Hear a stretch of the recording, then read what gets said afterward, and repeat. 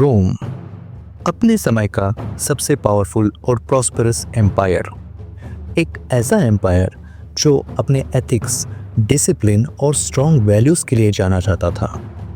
जहां पहली बार डेमोक्रेसी की नींव रखी गई, जहां आर्ट्स, साइंस और जस्टिस को नई ऊंचाइयां मिली। एक ऐसा एम्पायर जिसे इटर्नल और अनबीटेबल माना जाता था, लेकिन वो भी खत्म हो गया। रोम के डाउनफॉल के पीछे कई रीजंस थे। Invasions, internal political fights, economic troubles, लेकिन एक ऐसा रीजन भी था जो न अचानक आया और ना ही साफ दिखाई दिया। आज भी रोम के डाउनफॉल का ये रीजन बहुत से लोगों को नहीं पता। ये रीजन एक स्लो पॉइजन की तरह जो रोम या किसी भी स्टेट की सबसे इम्पोर्टेंट पिलर होता है, उसके सिटीजन्स को अंदर से कमज़ोर कर रहा था।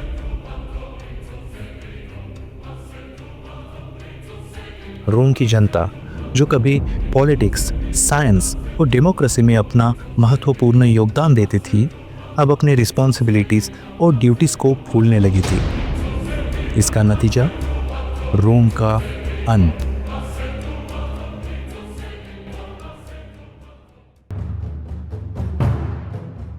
रोम के डाउनफॉल को अच्छे तरह से समझने के लिए रोम की हिस्ट्री के कुछ इम्पोर्टेंट इवेंट को जानना बहुत ज़रूरी है।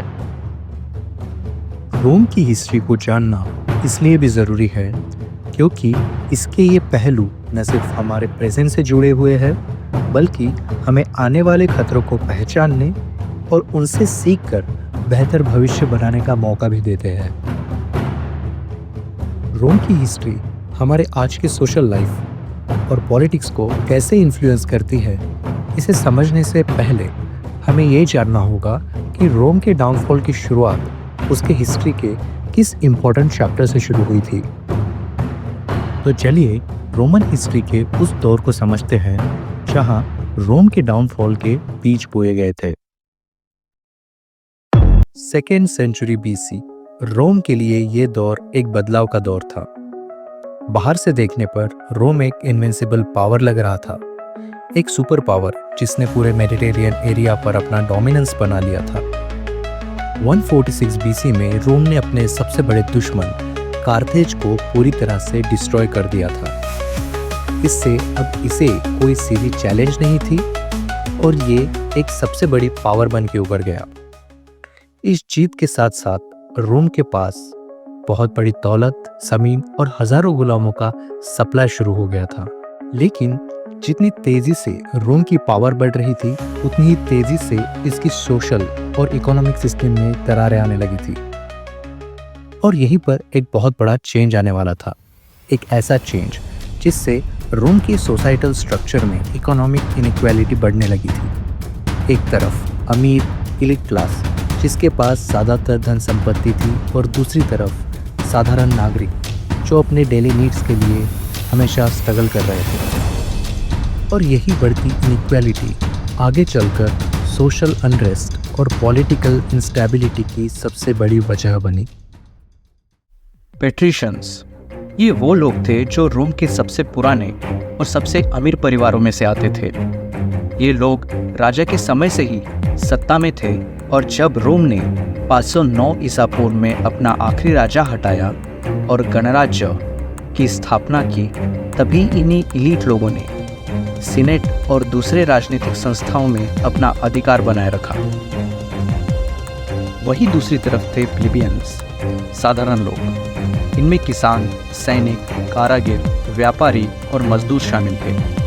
ये लोग संख्या में ज़्यादा थे, लेकिन सत्ता में इनकी कोई आवाज़ नहीं थी। प्लेबियंस युद्ध के मैदानों में लड़ते थे, टैक्स भरते थे, खेतों में मेहनत करते थे, लेकिन उन्हें कोई राजनीतिक अधिकार नहीं मिला था। पेट्रिशियंस लोगों ने अपने फ़ायदे के लिए कानून बनाए। प्लेबियंस अगर समय पर टैक्स नहीं दे पाते या कर्ज नहीं चुका पाते तो उन्हें गुलाम बना लिया जाता। इस प्रथा को एनेक्शन कहा जाता था। कर्ज के बदले खुद को गिरवी रखना एक आम बात बन चुकी थी। 494 BC हालात इतने बिगड़ चुके थे कि प्लेबियंस लोगों के सामने इससे लड़ने के अलावा और कोई चारा नहीं था। हजारों लोग रोम के बाहर निकल गए और पास ही की एवेंटाइन पहाड़ी पर जाकर बस गए। प्लेबियंस ने यह ऐलान किया कि जब तक हमें हमारे हक नहीं मिलते हम लड़ाई में हिस्सा नहीं लेंगे। इस घटना को सक्सेशन ऑफ द प्लीब्स कहा जाता है। ये इतिहास में दर्ज पहला आम जन आंदोलन था। इस विरोध से रोम की शासकों को झुकना पड़ा। उन्होंने एक नया पद बनाया, ट्रिब्यून ऑफ द प्लेब्स। ये एक ऐसा प्रतिनिधि था जो सिर्फ प्लेबियंस लोग चुन सकते थे और इसे ये अधिकार थे कि वो सेनेट के किसी भी अन्यायपूर्ण निर्णय का वीटो कर सकता था, यानी उसे रोक सकता था। ये एक छोटी सी जीत थी, लेकिन ये साबित करती थी कि आम लोगों की आवाज़ को अनसुना नहीं किया जा सकता। इसके बाद भी कई संघर्ष हुए, भूमि सुधार की मांग, सामाजिक न्याय की लड़ाई और कई अन्य विद्रोह। लेकिन ये पहला कदम था जिसने रोम की राजनीति को बदल दिया। प्राचीन रोम की असली ताकत उसकी सेनाएं या उसके सम्राट नहीं थे, बल्कि वो आम लोग थे जिन्होंने अत्याचार के खिलाफ अपनी आवाज़ उठाई और धीरे धीरे सत्ता की दीवारों में दरार डाली। 494 बीसी से लेके 287 बीसी तक रोमन प्लेबियंस सालों तक बराबरी और अधिकारों के लिए लगातार संघर्ष करते रहे।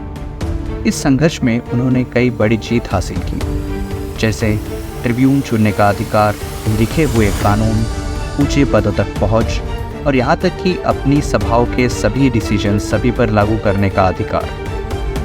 इन रिफॉर्म्स और लॉज से ऐसा लगा कि आम लोगों की जिंदगी में कुछ बदलाव आएगा, लेकिन ज़मीनी हकीकत कुछ और थी।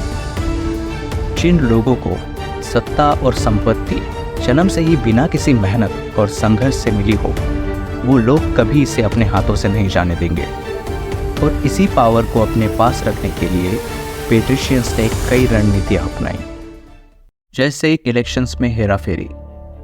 जो भी उम्मीदवार जनता के करीब और उनके हकों के लिए आवाज़ उठाने की बात करते, उन्हें रिश्वत और लालच देकर खरीदा जाता, जिससे अल्टीमेटली पावर पेट्रिशियंस के पास ही रहती।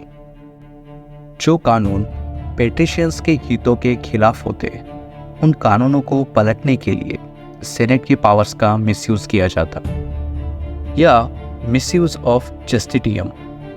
जस्टिटियम एक ऐसी आपातकालीन स्थिति थी जिसमें सभी सामूहिक काम को रोक दिया जाता था। ना कोई सभा होती थी, ना कोई कोर्ट चलते थे और ना ही नया कानून पास हो सकता था। जब कभी प्लेबियन ट्रिब्यून कोई लोकप्रिय कानून पास करने की कोशिश करते या आम लोगों की सभा बुलाते, तब सेनेट में बैठे पेट्रिशियंस जस्टिटियम घोषित कर देते थे। कई सुधार और कानून तो बनाए गए, लेकिन पावर में बैठे हुए करप्ट लोगों के इन्फ्लुएंस के कारण उन्हें ठीक से इम्प्लीमेंट नहीं किया गया। इसका नतीजा ये हुआ कि आम लोग गरीब ही बने रहे, ज़मीनी छीनी गई, कर्ज में डूबे रहे और शहरों में बेरोजगारी और भूख से जूझते रहे। सिर्फ कहने के लिए आम लोगों के पास हक थे, पर ज़मीनी सच्चाई वही थी जो कानून और सुधारों से पहले की थी।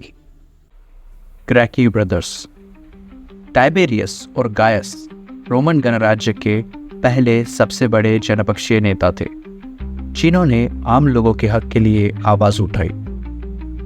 133 से लेके 121 बीसी के बीच उन्होंने कई सोशल और इकोनॉमिकल सुधारों की कोशिश की। टाइबेरियस ग्रैकस ने लैंड रिफॉर्म पास करवाया, जिससे अमीरों की अतिरिक्त ज़मीन गरीबों में बांटी जानी थी। गायस ग्रैकस ने सस्ता अनाज कानून पास किया, जिससे नागरिकों को रियायती दर पर अनाज मिल सके। उसने जुडिशियल सिस्टम में भी सुधार किया, साथ ही सैनिकों के लिए मुफ्त साजो सामान और नई कॉलोनियों की स्थापना जैसे कानून भी लागू किए। लेकिन इन सुधारों से पेट्रिशियंस के पॉलिटिकल और फाइनेंशियल पावर को चुनौती मिली। इसका नतीजा ये हुआ कि टाइबेरियस की 133 बीसी में और गायस की 121 बीसी में स्टेट पावर का यूज करके मॉब वायलेंस के जरिए हत्या कर दी गई। टाइबेरियस और उसका भाई गायस ना तो क्रांतिकारी थे और ना ही वे रोम के सिस्टम को पलटना चाहते थे। वो तो बस इतना चाहते थे कि सिस्टम वैसे ही काम करे जैसे लोगों से वादा किया गया था। ज़मीन का दोबारा बंटवारा, काम करने वालों को सही मजदूरी और हर नागरिक को एक बुनियादी सम्मान।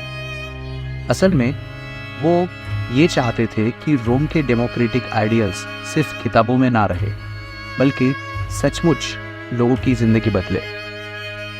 रोम के आम लोगों ने अपनी आंखों से देखा था कि जो नेता उनके अधिकारों की बात करते हैं उन्हें कैसे सरेआम मार दिया गया।